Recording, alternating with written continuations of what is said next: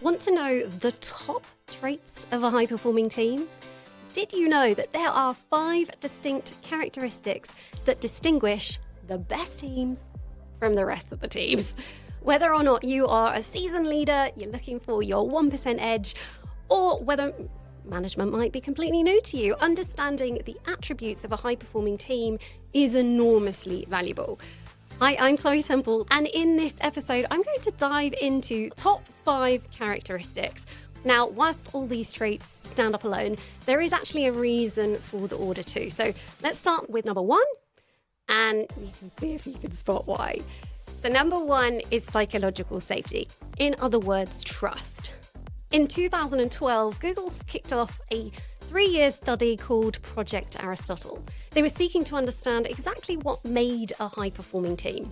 After surveying over 180 teams and having reviewed over 250 attributes, really to determine what made teams effective, one single crucial factor stood out beyond the rest: psychological safety.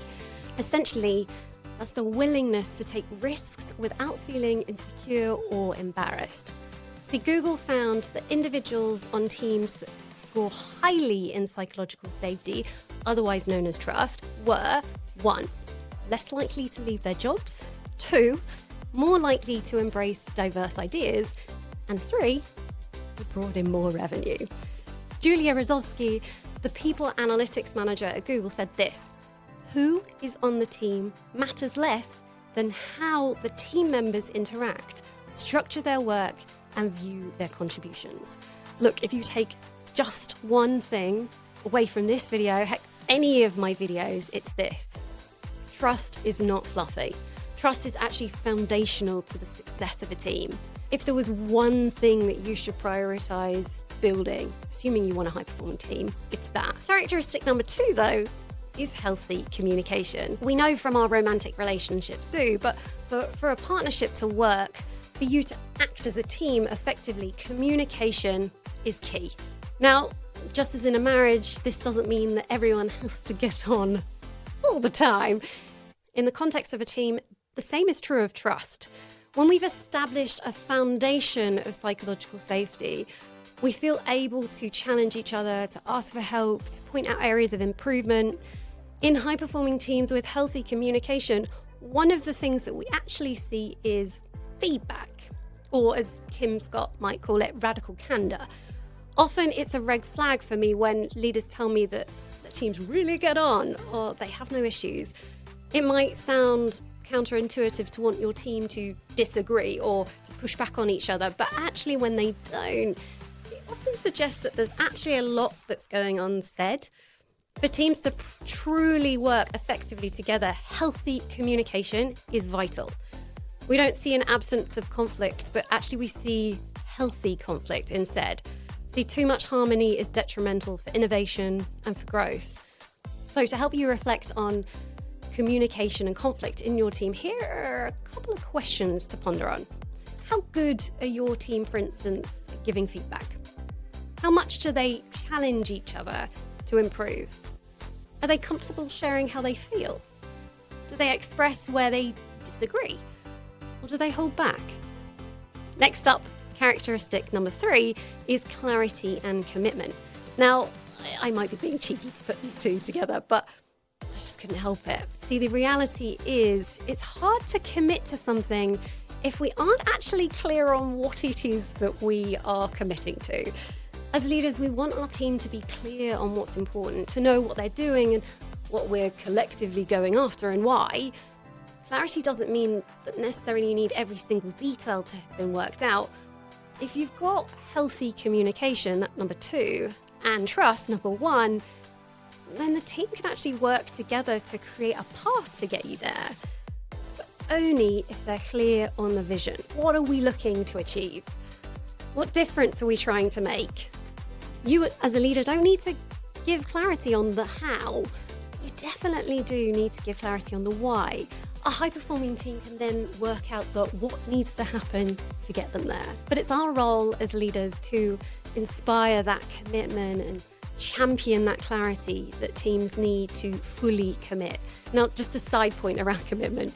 It's not unusual that everyone isn't 100% on board with everything that you're doing. It might be that you're launching a product and some of the team think it's actually a bit crap. Heck, you might agree yourself. Often we think we need consensus in order to garner full commitment. But in reality, for most cases, when trust and effective communication are true, when our team trusts that they can speak up and communicate a different opinion, even if the end result is agreeing to disagree or just getting on with it, if our team feel heard, they are so much more likely to commit regardless. But if they lack clarity or if they haven't had the chance to share their thoughts, well, gaining alignment can actually be extremely challenging. Okay, characteristic number 4, accountability. Again, accountability comes from the flip reverse of one of Lencioni's 5 dysfunctions, that being the lack of. But when clear and committed, a high-performing team will hold each other to account. They become, as the Google study identifies as a characteristics of a high-performing team, dependable. They deliver high-quality work on time because they work out the roles and responsibilities. They have execution plans and they hold each other accountable to delivering against them. A key component of trust is reliability, that we'll do what we say we will do, which brings me to the 5th and final characteristic. Number 5, focus on results. See, success itself is not a characteristic of a high-performing team, but what is a focus on results, and what Tony Robbins calls CANI, or constant and never-ending improvement, plus the learning and growth mindset that comes with it. In order for us to achieve constant and never-ending improvement, a high-performing team must have a strong attention to results. As John Doerr says, we must measure what matters. We need to assess what the factors are that drive results, the lead and lag metrics, and how do we focus on those?